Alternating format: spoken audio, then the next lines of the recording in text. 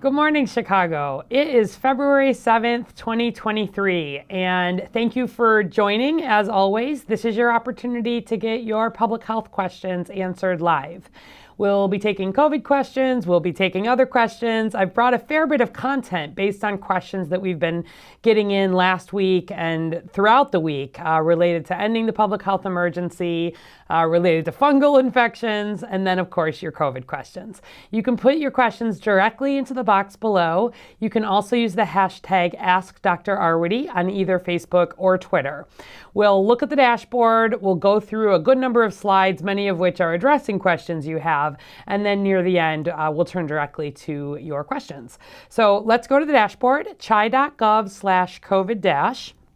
If you take a look, you see that things continue to look good from a COVID perspective. Right up at the top, we are still at a low COVID-19 risk level, which makes me very, very happy.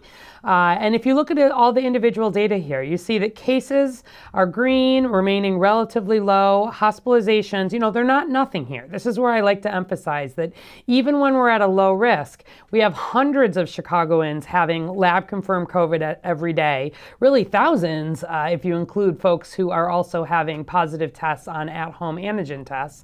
We have a few dozen people every single day being newly hospitalized with COVID. We continue to have deaths, 1 to 2 a day on average right now.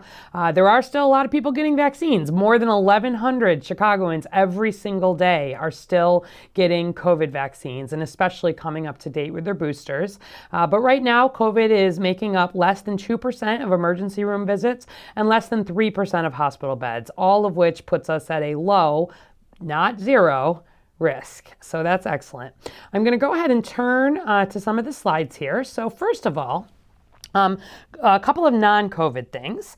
So for those who may not be aware, 211 is a new phone line that has now launched and is available to all Cook County residents. So Chicago residents, suburban Cook residents. If you don't know, 211 is kind of like 911 across the whole country that you can call for emergency services, or 311 that you can call across the country for city municipal services. I need my pothole fixed, etc. 211 in much of the country has been live for many years. 211, the idea is it's one number that you call and someone, a live person on the other end of the phone, helps you get connected to social service needs and health needs. If you're having issues with needing to find health care, mental health care, if you're needing issues related to housing or food insecurity or utility bills, health and social services. So importantly, it's not just about what the big C, City of Chicago, has to offer. It's about pulling together the safety net of resources. And CDPH we're not the lead on this. The Department of Family and Support Services, working with United Way, has been leading on this, but it's live, and this is really exciting. It's something we've wanted for a decade or more. And certainly I know that the team there is very much still building up resources, taking feedback. I know everything's not in there yet, but the work of having a single number where Chicagoans can call if they have needs is a huge step forward, and I just want to give a big shout out and a congratulations to the team for getting live. It is available 24 hours a day, 7 days a week. You just call 211. You can also text your zip code to 898-211 or visit 211metrochicago.org. You'll be seeing more on social media. Again, it's live, but they're working to add resources. So there's plenty of opportunity, especially in these early stages, to give feedback, lift up resources. But the fact that that infrastructure is there, I'm really pleased about because we have a lot of needs here in Chicago. And I think one of the challenges has been that people sometimes don't know how to connect to the resources that are available. All right, I also wanted to highlight that today is National Black HIV/AIDS Awareness Day. We've talked about this here before, but since about 1990, the majority of new HIV diagnoses, both in the US and in Chicago, have been among African Americans. Before that, in the earliest days of HIV, it was more often in white Americans.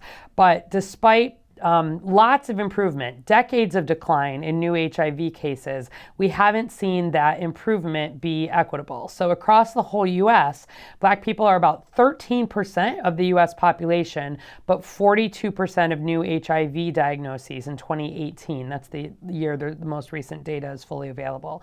In Chicago, Black Chicagoans are about a third of the population, about 30%, but accounted for 47% of new HIV cases. So we see that disparity here too.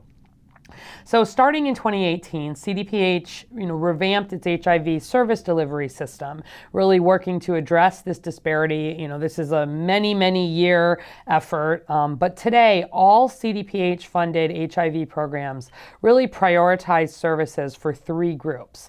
We do this in an equity-based way because this continues to be who is most impacted. So the 3 groups are Black and Latino, gay, bisexual, and other same-gender loving men, Black, cisgendered, heterosexual women, and then Black and Latina transgender women.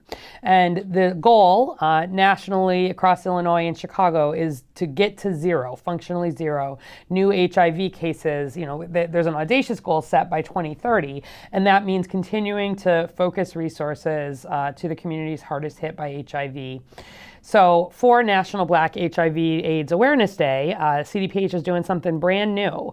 We have a new actual documentary that is launching. It launches today. There's a premiere screening that is entirely sold out.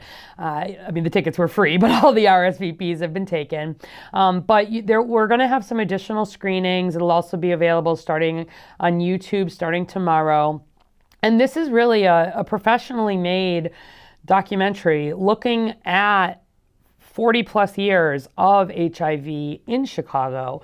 What does getting to zero mean for those who have been living with HIV, right? HIV is not gone even as we continue to make progress.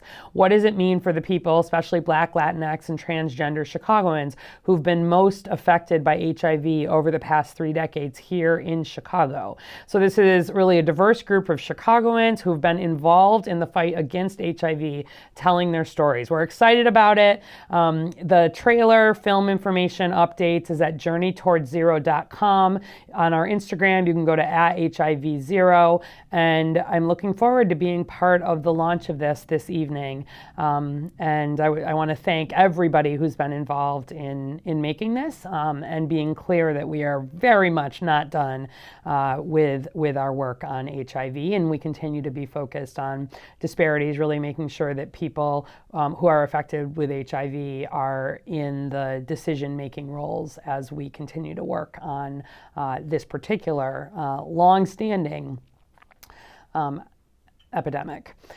Also, I wanted to address some unexpected questions from last week. A few of you asked during Facebook Live, and then we got some more in. People very interested in the science behind The Last of Us. If you don't know, this is streaming right now on HBO Max. It's one of these zombie apocalypse type movies, but it's set up with the idea of a fungal pandemic. So COVID-19 is a virus, but this is idea of a fungal pandemic, and there's a lot of special effects showing sprouting fungi coming out of people's mouths and heads and impacting each other.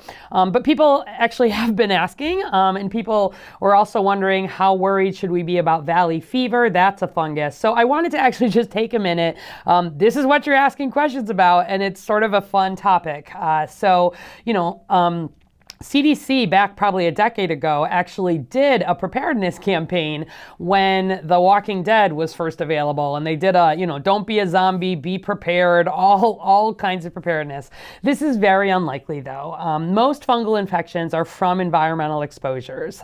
Most are not spread person to person, and the ones that do spread person to person don't spread anywhere near as easily or quickly as viruses do in humans. This is partly the human body's got different immune responses, our temperature is higher, we have antifungal medications available. So certainly public health pays attention to fungal infections and fungal outbreaks, and we can talk about it, but it is quite unlikely that a fungus would cause a global outbreak. We remain much more concerned about viruses like COVID, like influenza. But just for fun, I did do a little bit of a deeper dive into the fungus that is portrayed on this very popular new TV show. It has a long scientific name. It is based on an actual fungus. Cordyceps is the family. And yes, this is an actual fungus. It can infect and kill insects. There's about 400 different species of this Cordyceps fungi, and each of those species has evolved to better target a different species of insects. So species of various ants and beetles and flies and spiders, but insects. And the way that this fungus works and why the writers of this show, adapted it, is that the fungus takes in nutrients from the host. It fills the insect's body with spores to let that fungus reproduce. So the way it works is the spore comes, it lands on the host, meaning the ant, the beetle, the fly. It lands on their exoskeleton, and then eventually the spores and the infection makes its way into the brain. And then there's this mind control concept. So for those of you who follow zombie movies, there tends to be this idea of infection taking over the mind. And the reason that the writers chose cordyceps is that cordyceps do sort of control the insect's brain. So let's talk about that. Once inside the insect's body, the spores sprout these long tendrils, kind of mycelia they're called.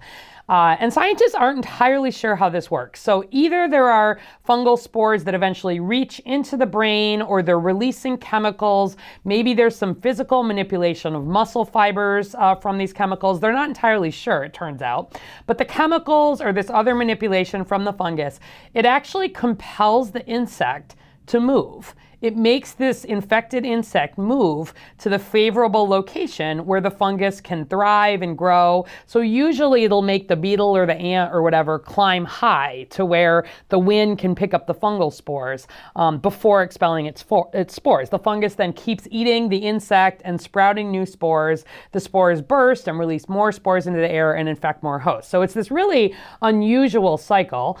This is a picture that actually won a competition last year in the 2022 BMC Ecology and Evolution Image Competition. This is an example. Roberto Garcia Roa is the photographer here, and he's also a biologist from Spain, but he takes this in the Peruvian jungle, and you can see this is an insect, and there are these mushroom-like things sprouting out from the body of the victim. And the idea is those fungal spores can then spread, land on the bodies of other insects, kind of burrow in and infect them. So there is some basis to the idea that there is an actual fungus and that it can spread among insects. But even this, so-called zombie ant fungus, it is nowhere near as dramatic as the show. It does not infect other hosts through the mouth. The insects who are infected, they're not networked, they're not connected to each other in any way. And importantly, this fungus cannot infect humans. First of all, our body temperatures are high enough that the proteins would denature. Really, it's not going to survive. And this fungus has evolved over millennia to attack insects in very specific ways, like through the exoskeleton, which we don't have.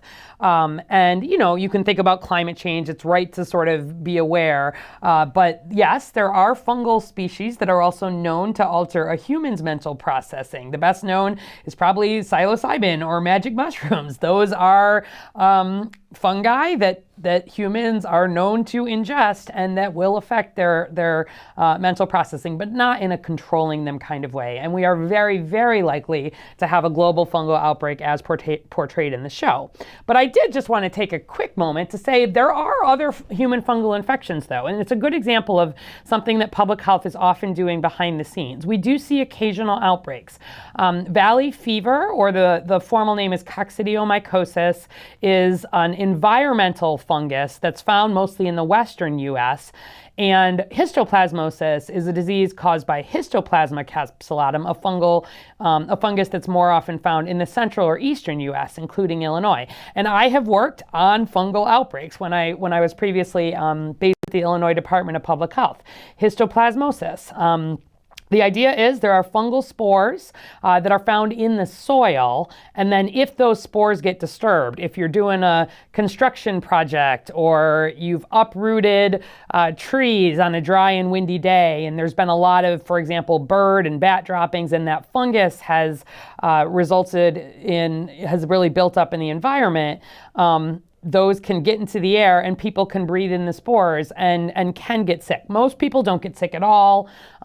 If people do get sick, it's flu-like symptoms.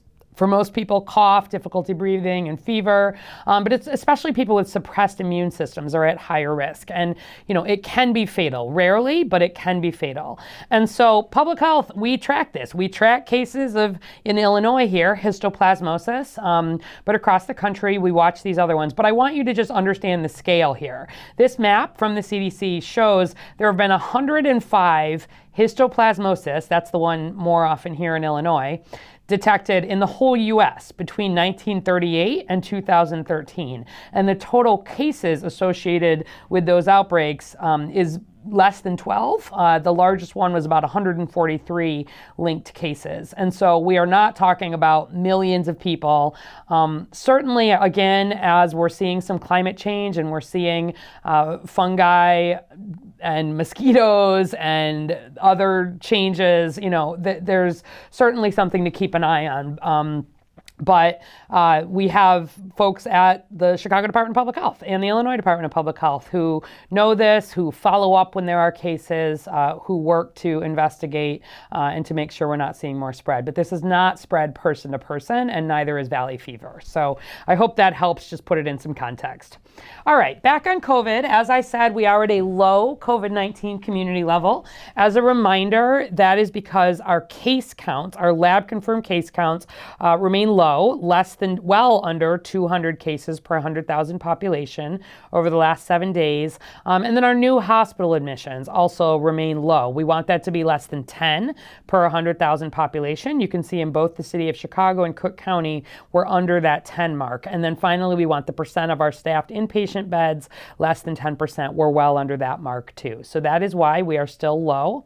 And last week, across the whole country, COVID, we've gotten through this little December, January surge, and just 4% of U.S. counties in orange there were at a high COVID community level, and about a quarter were still at a medium level in yellow. We are at green right now. You can see there's no orange in Illinois and a few counties still at that medium level. And just at a low community level, you should stay up to date with your vaccines. You should get tested if you have symptoms. I want to emphasize that nothing changes if you test positive for COVID-19. You need to follow all isolation guidance. You need to wear that face mask through days 6 through 10. Talk to your healthcare provider, masks in other settings. And importantly, especially during the winter here, masks do remain required in most healthcare and clinical settings. We're still watching variants. We've got a lot of information on the website available about this, but that XBB 0.1.5, that's the one, the most contagious that we've seen yet. Just as expected, it is continuing to grow. It's about 45% of all of the cases that we're seeing here in the Midwest and in Chicago in this most recent week.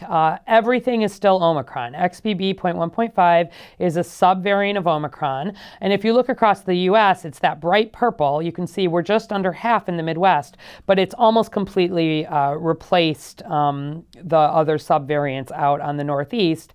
And even there, they're back down to medium and in some cases low COVID levels. So again, very reassuring in terms of not seeing a lot more severe illness, but it is continuing to drive cases. And, we may see another medium level here too as it continues to grow. But overall, not a major concern. The most important news is that everything remains Omicron. So getting up to date with your vaccines that protect against Omicron is the most important thing. Here's how we're doing with that booster coverage. More than 555,700 Chicagoans have had the updated booster. That's the one that became available last fall after Labor Day. And we are doing better than the national average, but still a lot of folks haven't had that protection. I remain the most concerned, I say this every week, but anybody over 65 who has not had that updated booster, that's who we're seeing for the most part get hospitalized, get seriously ill, or die at this point. And still, you see, only 2 in 5 Chicagoans, 2 in 5 Americans have that extra protection, even among those over 65. So that's the group I remain the most worried about. And then the last thing I wanted to highlight is to put a little more meat on the bones around the conversation about ending the COVID-19 national and public health emergencies on May 11. Governor Pritzker has also indicated that Illinois will end its emergencies that same date. All of this, of course, is presuming we don't see some major curveball in COVID, a new variant of concern where the vaccines don't work. But I think everything is looking good, and I think it is very important and appropriate to plan toward this date. But we've been getting lots of questions, so I wanted to start in a little more detail that conversation. We can take more of your questions. This is a big deal, so we'll talk about it more than just this week. But let's take a few concrete things. So as the emergency ends, how will it affect antigen tests? These are the over-the-counter tests that we've all gotten really used to. First of all, over-the-counter tests will remain available. When these emergencies end, it does not affect the FDA emergency use authorizations that have allowed COVID tests to be available quickly, okay? So they remain available. But longer term, these tests probably will not be free for everyone. That's not going to happen right away. The way this works is in our system, we don't really have a national health system. We have a commercialized health system where people have to have insurance. And antigen tests are actually already commercialized. I don't know if you knew that.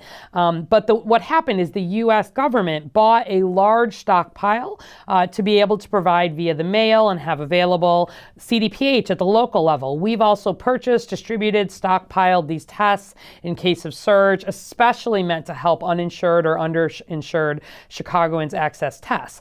But there's a lot that will change as the emergency ends. So for example, under the public health emergency, all health insurers, so if you have insurance through your employer, for example, they all have been required to reimburse you for the cost of up to 8 COVID antigen tests per person per month. After May, they won't have to do that.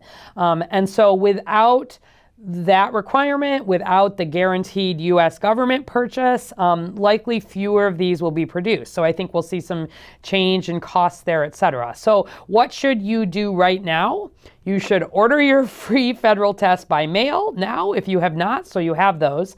And then I'd recommend stocking up on some of those antigen tests in March or April while they're still covered, while they're still clearly free of charge. Again, there's a stockpile, so it's not like right away, automatically in May, these will become very expensive. But they have, as you know, expiration dates on them. So it's sort of the case of this will feel different, but not immediately. So just to remind you how to get your free at-home COVID test, if you haven't, go to covidtest.gov, put in your contact and shipping info, and they will send them to you. That's, again, purchased by the U.S. government.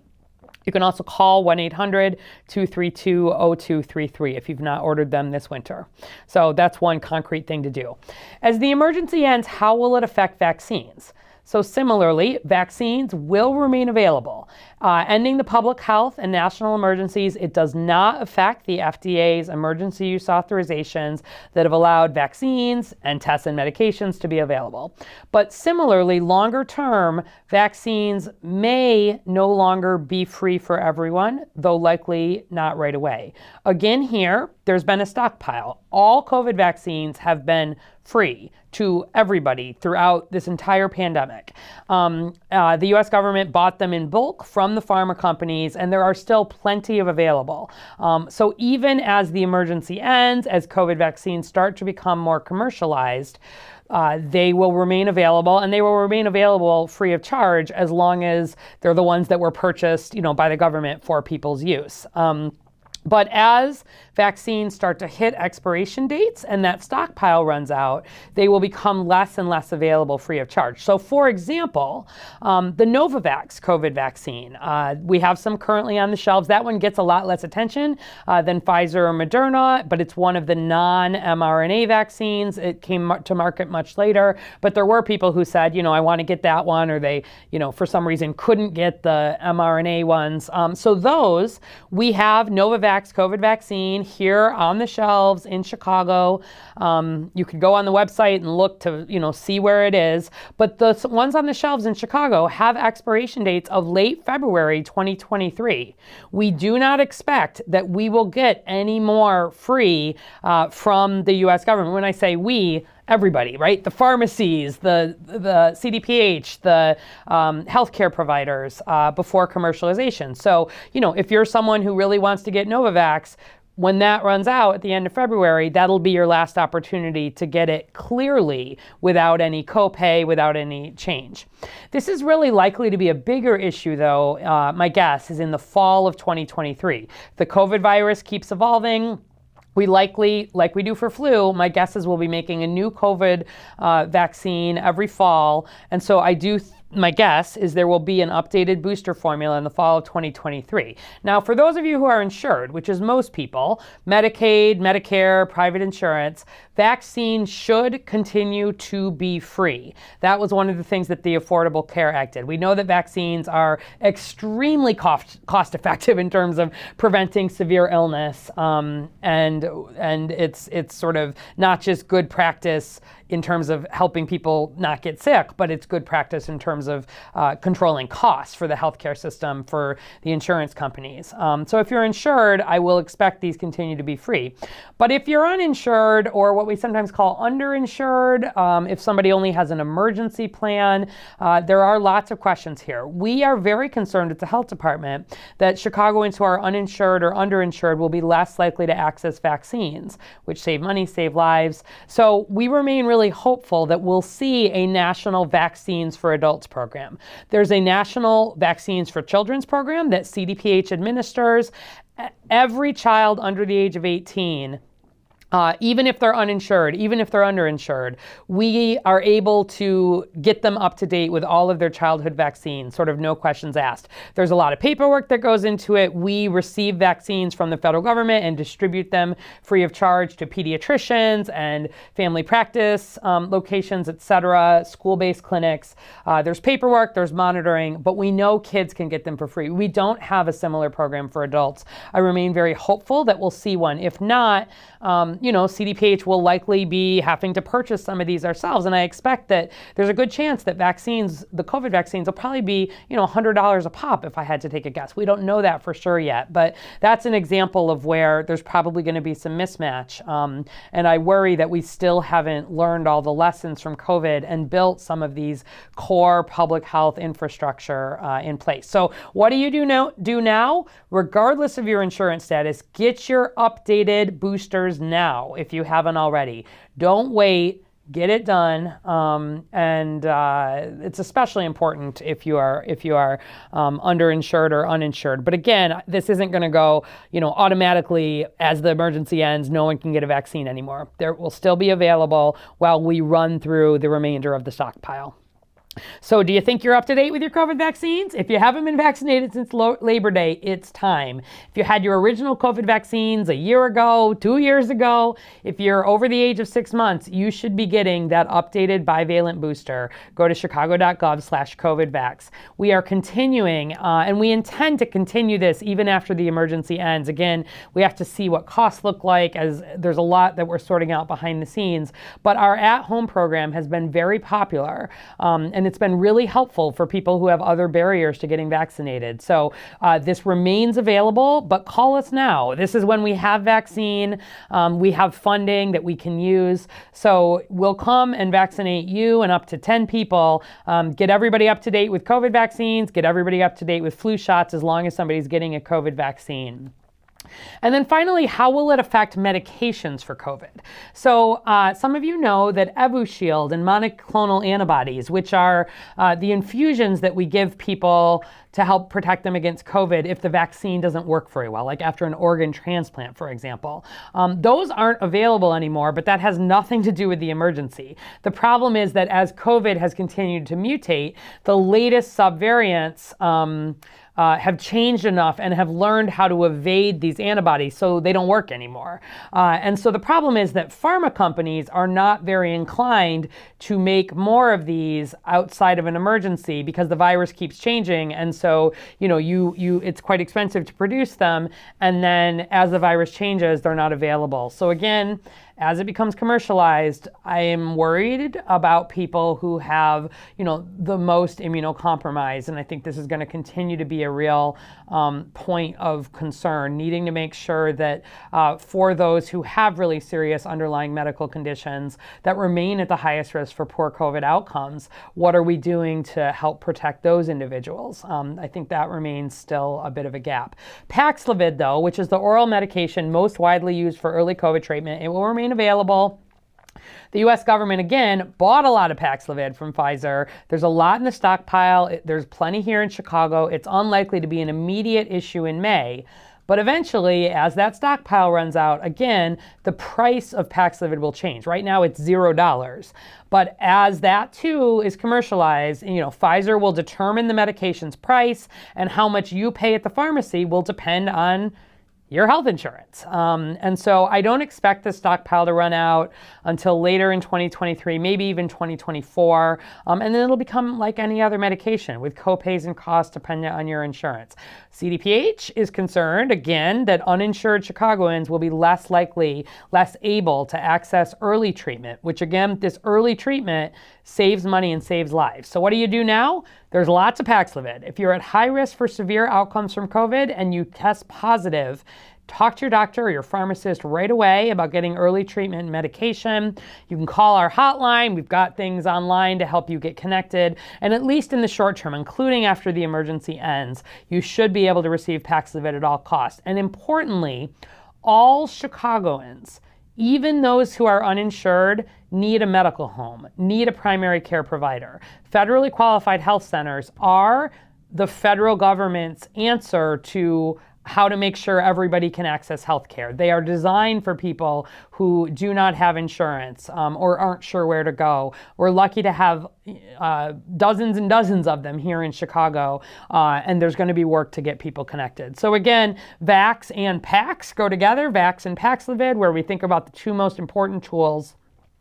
Treatments are available if you test positive, regardless of your vaccination status, and it's available for individuals 12 and up at high risk for developing severe outcomes. There's more information at chi.gov/therapeutics. The last thing I want to note is there's a lot that goes beyond direct COVID when we talk about any emergency. And here's just one example that we're paying a lot of attention to at CDPH, Medicaid enrollment. Medicaid, for those who may not know, Medicare is the federal insurance that covers all Americans over 65, as well as some people with disabilities. That's Medicare. Medicaid is the insurance that is shared, the cost is shared between the federal government and state governments, and it is available for people with lower incomes. So in Illinois, a single person making less than about $18,000 or $19,000 a year, roughly, can be eligible for Medicaid, or two people making less than $25,000. There's income-based requirements. But Medicaid currently covers about 1 in every 4 Americans. It's about 90 million people right now, including children on the children's version of Medicaid, or CHIP. All Kids is what it's called here in Illinois.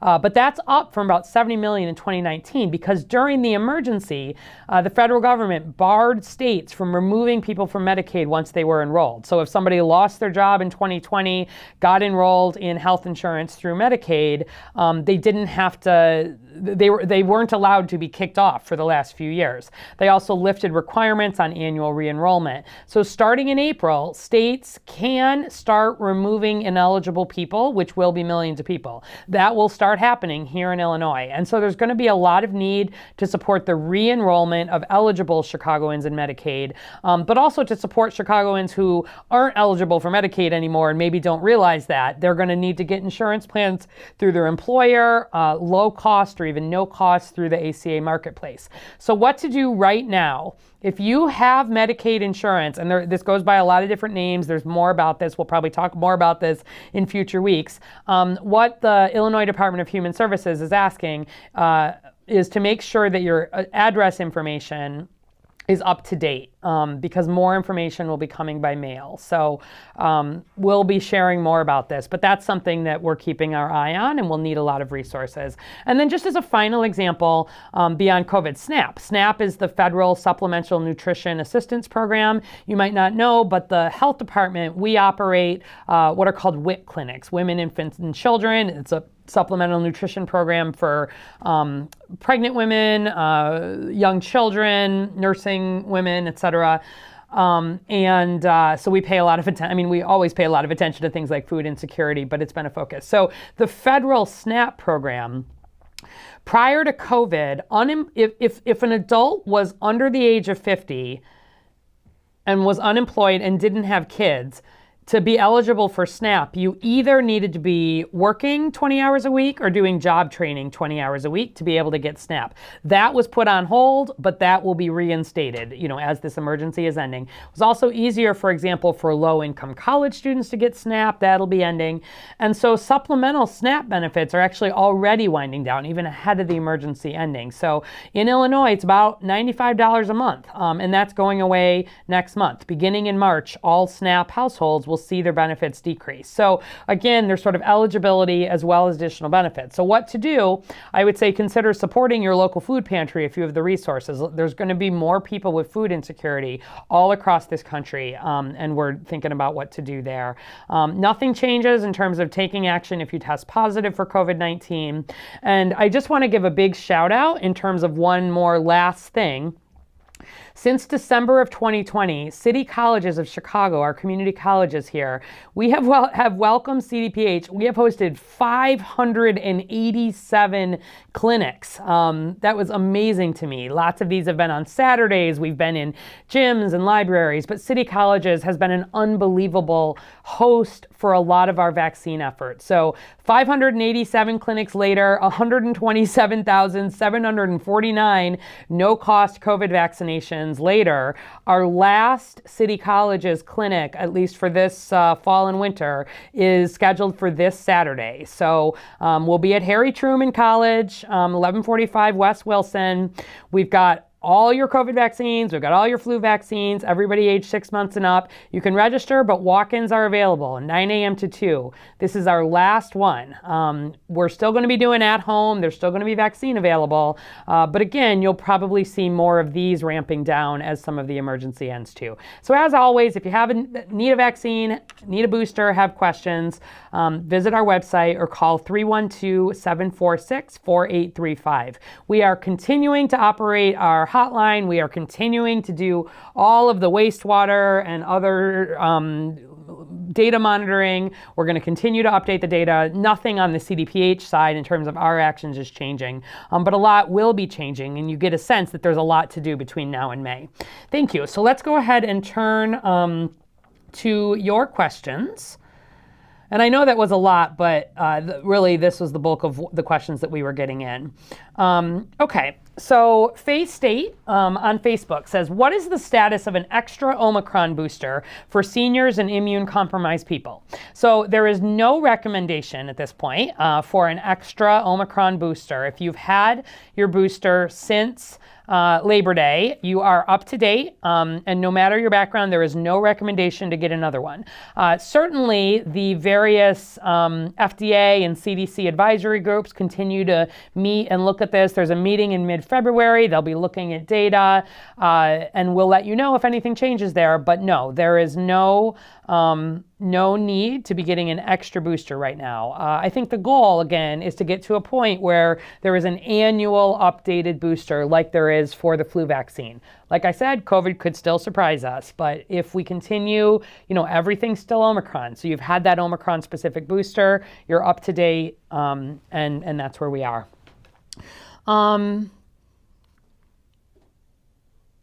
Okay, Karen Nathan Sussman from Facebook, good question. Can you please speak to the age group between 6 months and under 5 that got the original 3 doses of Pfizer vaccine before the bivalent booster was approved, now haven't been approved to receive the bivalent vaccine? This group doesn't seem to be as protected as anyone else. Yeah, as everyone else. So very good question, Karen. So this also, and for those who may not have been following that closely, for everybody between that age of 6 months and under 5, everybody should receive 3 vaccines. So Pfizer's original series was actually designed to be 3 vaccines from the beginning, and the dosing was set to limit side effects in those kids, and the protection was set to give as good of a level of protection as we've seen for for older kids and for adults. Moderna, though, was just 2 doses initially, and so the recommendation is to get a 3rd dose, even for those younger kids. So there, too,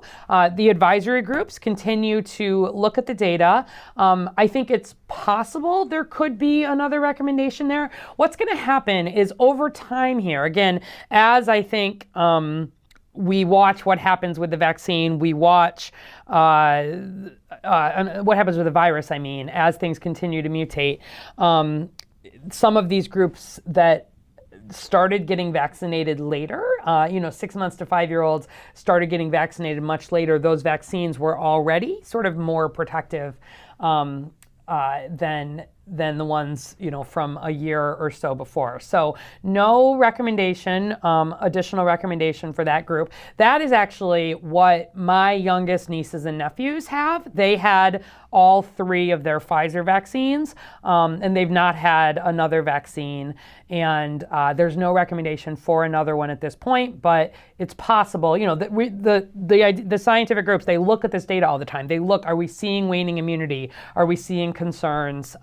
And whether it's, immunocompromised in seniors at this end, or whether it's the youngest kids at this end, if at the population level there start to be significant concerns, that's when a recommendation would come. But there is no recommendation at this point, and we will be very clear with you if for any of those groups at any point there is another recommendation. So thanks for getting your kids up to date. Okay, Mary Rodriguez from Facebook. The FDA proposed to offer Americans COVID boosters each fall like flu shots. Is this because there seem to be waves mostly in winter months now and less risk at other times? Like, can we relax more after flu season is over? Or is it just clearer public health messaging for a yearly shot, or both? Seems like most are comfortable with labeling COVID-19 as endemic now. Is that right? Okay, Mary, there's a lot of questions in there. So first of all, one of the biggest questions throughout all of COVID has been, will this settle into a seasonal period? We are in a part of the country that very clearly, and a part of the world that very clearly has seasons. And we have seen the surges, such as they are, pretty clearly follow that seasonal pattern. I think especially in the first year or so, before we had vaccines available, where we were seeing a lot of mutation, a lot of quick transmission of the virus, we were seeing more surges too of those winter time periods. And of course, they're in parts of the world that don't really have seasons. Tropical parts of the world, they've had surges at all different times of the year. But I think we know that respiratory viruses of all kinds surge in the months when people are inside. There's a theory that perhaps even in, the very hot parts of the southern US, one of the reasons maybe they have seen surges in the summer is that's when people are indoors there because of air conditioning, right? Like, there's a lot we still don't fully know, but it is looking more likely that it's settling into this kind of seasonal pattern, which is what we see with other viruses. So, I think, can we relax after flu season is over? I'm already a lot more relaxed than I was in November, December heading in. I think we know that's the time, based on now 3 years. That's the history we have. That's the time that's been the most likely to give us trouble. But I think for me, there's the seasonal piece to it, but the bigger part is how much does the virus continue to mutate? If we get a new variant of concern or a variant of high consequence, all bets sort of could be off from a seasonal perspective. But increasingly, the modelers, the scientists, they're feeling more confident that it hopefully will settle into a seasonal pattern. So I am feeling more confident in that way too, but not 100% confident. I think one of the reasons that they're planning to end that emergency in May is to sort of get through the March, April, get through that season, because that's still when the worry is greatest. COVID could still surprise us, right? I don't have all the answers. I don't have a crystal ball. But based on what we're seeing, it is looking more likely. And are people comfortable labeling COVID-19 as endemic? Yes, endemic means sort of here all the time with us, and it's going to be here all the time with us. I don't see anything changing on that. Pandemic means, let's talk about this a second. So endemic means there's an expected level of disease that is just always there. Epidemic means you're seeing more than expected of that disease. So even if, let's take, there's lots of diseases. You wish they were zero. They're not zero. You have a level of them all the time. You sort of know what the expected number of measles cases, which is very low, that you see in a year. You know the expected number of flu cases. You know the expected number of, 77 diseases that we track. It's an epidemic. It's first an outbreak if it's local, it's an epidemic if it's big. You're just seeing more than expected above that endemic level. And then a pandemic is just an epidemic that's sort of, worldwide or in many locations all at once. And so we're still, I think, learning exactly what that endemic level looks like. I always say a few years ago, the thought of a new endemic disease that is killing a Chicagoan a day, killing many Americans a day, killing many, many, many people, that is unlikely to fully stop, right? And so it remains much more deadly than flu is. And so the question is, is this endemic and stable? Is that where we're going to be? In which case, making sure those who are most vulnerable, remain protected is important. We're still in a pandemic, to be perfectly honest, because we are still seeing worldwide unpredictable surges, China being the most recent example. I don't think anybody quite feels like we're very clearly at a stable place where COVID is just going to always be there. But we're sort of moving toward understanding what that endemic level will be. I hope that helps you kind of understand it. Endemic, it's always going to be here, yes. But still a little bit of pandemic in terms of unexpected surges in different places around the globe. But when the emergency ends, it's not like magically those surges entirely go away, or magically that's the level of COVID we're going to see forever. But it means that the hope is that it's becoming more predictable and that we have the tools to keep it from being really out of control. And flu is the best analogy there. But, it's not the third leading cause of death anymore. The second in Chicago, which it was for some time there after heart disease, but it's definitely still in the top 10, right? So it's not gone at all. And we're still learning kind of how it fits. So it's not like there's a magic day that somebody says, okay, it's done, it's over. The emergency ending is saying that it's behaving in such a way that it is unlikely to completely disrupt life as we know it, and that I think is true. And we can start treating it like we treat other infectious diseases. Doesn't mean the threat is entirely gone, but it means the threat with the tools we have is controllable. And I do agree that that is where we are, but it's really important that we keep up the strong public health systems, right? That we don't just sort of stop funding the wastewater and the genomic surveillance and the community-based outreach and the vaccines. We can't just be like, oh, we're done, right? That's not a thing. We need to continue to maintain that preparedness and response at a lower level to be able to surge if necessary. And that's true across the whole world, not just in Chicago.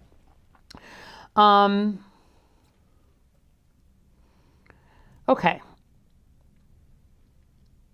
let's see. So yeah, Susie Lou on Facebook says, not sure how I'm going to buy food now with the emergency SNAP benefit going away. I'll only get $23 a month now, and I'm disabled too. Thank you for writing that, Susie. I share your worry, even if that's not my immediate, I personally don't have food insecurity, but the Chicago Department of Public Health, we don't just think about COVID. We think about whether Chicagoans have the resources and the environments to be able to live healthy lives. And there are thousands of people just like you that are seeing big cuts in some of the safety net that we have built up as a society. And, I hope, to you and to everybody in Chicago, and really across the country, there is no shame. I want to be very clear. There is no shame in getting assistance from food pantries. There is no shame in getting SNAP benefits, in getting WIC benefits, in getting these pieces. I think there remains some shame in the fact that the wealthiest country in the world still has so many people living with food insecurity.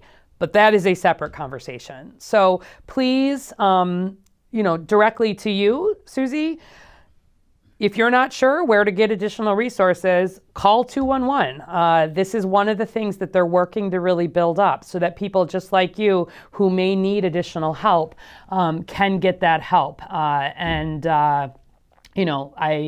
I feel for you and know that we are trying to do everything we can to stitch that safety net, whether that is for food insecurity, whether that is for the ability for I think healthcare is a human right. I think everybody should be able to access basic preventive healthcare, not just vaccines. I think everybody should be able to access mental health care. That's why at CDPH we've worked so hard to, again, stitch together and fund a safety net mental health system. There's been a lot of conversation about this, and there's going to be more in the weeks to come. But I want to make sure that in every single neighborhood of this city, you can access primary health care. You can access mental health care. You can access healthy food. You can access safe spaces where you can exercise. These are the things that, as a society, we make decisions about. And as the emergency ends, I'm actually less worried, to be honest, about what's happening with the COVID vaccines and the medications and the tests. Yes, part of my job, part of CDPH's job is to figure out, as that federal support ends, what do we do here on the ground in Chicago? But I'm more worried about the larger things and that people are left behind. And if we don't learn these lessons from COVID of how disparities show up and really think about what things like food insecurity that, in my opinion, are unacceptable in the United States. But we tie a lot of our, we make decisions as a country that I can't always fully influence. But CDPH, hears you on that. And we're going to do everything we can. We don't control sort of those food pantries. We don't get funding to do it. But working with partners and asking folks to know that this is going to be a stressful time, for you and for others. All right. DS Shin is saying, excited to hear you talk about your thoughts on the fungal pandemic, getting attention because of The Last of Us. So hope you enjoyed the deep dive into that. I kind of enjoyed looking it up myself, so thank you for that. All right, we are just about at time. Let's see, if I didn't get to you,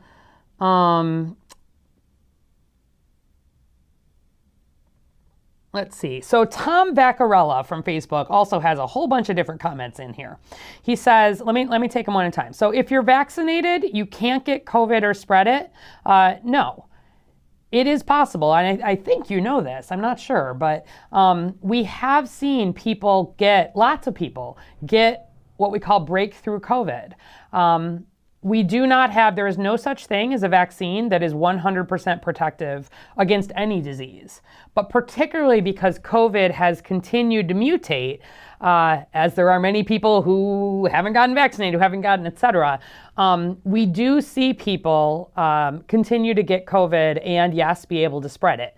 So to be very clear on this, if you go to our website and you look at vaccine effectiveness, you will see that people who are unvaccinated against COVID remain more than twice as likely to get COVID. They remain more than 3 times as likely to be hospitalized, 6 times as likely to die.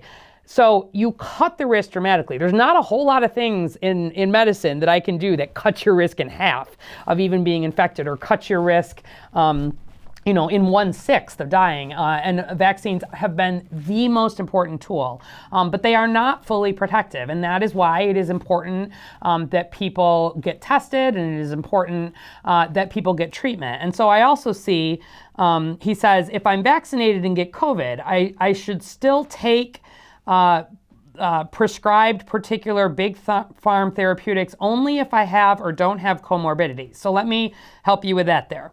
If you're vaccinated or if you're unvaccinated and you get COVID, the recommendation to take the early medications like Paxlovid are, again, that doesn't stop you from getting infected. You're already infected, but it stops the virus from multiplying so much in your body. It stops it from hopefully getting down into the lungs, affecting the other organs. The equivalent on the flu side is Tamiflu, right? If you get belt and suspenders, flu, COVID.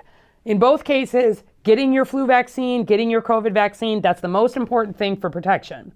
But in addition, if somebody does get infected, we have early treatments available. That's your Tamiflu and others for flu. That's your Paxlovid and others for COVID. And who should take those? People at higher risk for severe outcomes. So we have people talk to their doctor, because I can't possibly list every comorbidity out there. But broadly speaking, if you're over 50 and especially over 65, personally, I would be taking the Paxlovid or one of the other ones that make sense. If I have an underlying condition, diabetes, bad asthma, anything like that, I would be taking the Paxlovid. But because it's a medication, you have to check and make sure it doesn't interact with other medications. And so the recommendation there, again, you can't just buy the medication over the counter. You need to talk to a pharmacist, you need to talk to a doctor, that is who basically should get it. It is people at higher risk, meaning people with comorbidities, but age being one of those comorbidities. Again, this is just based on statistics. Who do we see have the most trouble? And then he says, should I get vaccinated to get free food? And you close down gyms.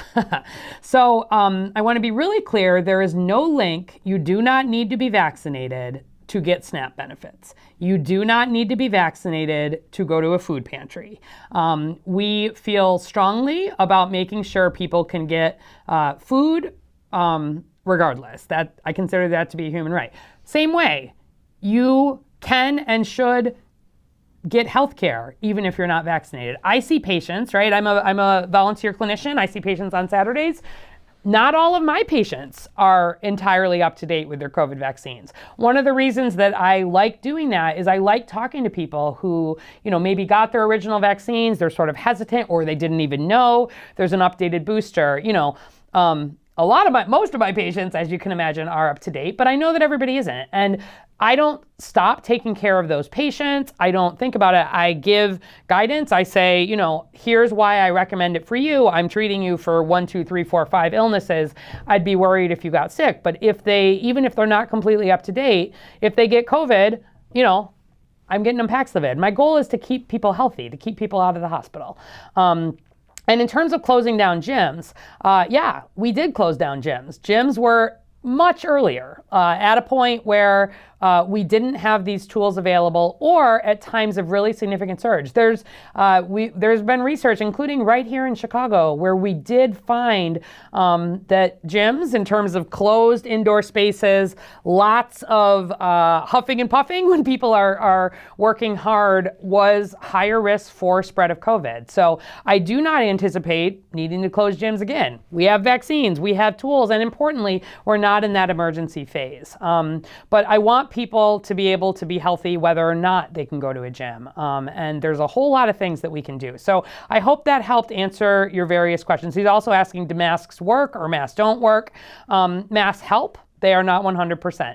N95s, likely better than, cloth masks. Again, we've learned about this. So it seems like you have a lot of questions. I would direct you to the website if you have more details about that. But I tried to take all the ones that you put in there. So thank you. I think with that, we will call it a day. Let me just see what's going ahead here. So next week, we actually will not have a Facebook Live. I am on vacation, but we will be back the following week, the 21st. And then just to sort of preview a little bit, in March 7, we're going to have some special guests on from Westside United and the Garfield Park Right to Wellness Collaborative. So we'll be doing sort of a Westside focused piece there. But I'm out of town a couple different times this month. So next week, no Facebook Live, but we'll be back on the 21st. Send it in. And I just wanted to give a quick correction too. The total number of vaccine clinics at our city colleges is 589. The slide had said 587. That's partly because we ran clinics last week and we want to get them in there. And that includes the one at Truman College. So it'll be 589 by the time we're done. And huge shout out again to city colleges. And with the last clinic coming on Saturday, let me once again say thank you to the huge number of people that have been part of that. The nurses and the others who have helped vaccinate, the many staff who have helped move people through efficiently, the folks at city colleges that have really opened it up, and to the 120,000 plus of you who decided to come out and get your vaccines at city colleges. They've been such important access points for us. And I do think, for example, next fall, when we're doing flu vaccines again and likely doing COVID boosters again, we'll probably partner with them again at that point. If we were to have, again, a curveball, something very unexpected, new vaccines, maybe we'd think about it. But in the meantime, but in a routine kind of way, this Saturday does mark our last one. And that is a real milestone too. But our at-home will continue to operate, and you will continue to be able to get vaccines through the hundreds of locations that they remain available across the city free of charge. Thank you. We will see you back on February 21st. Have a good week.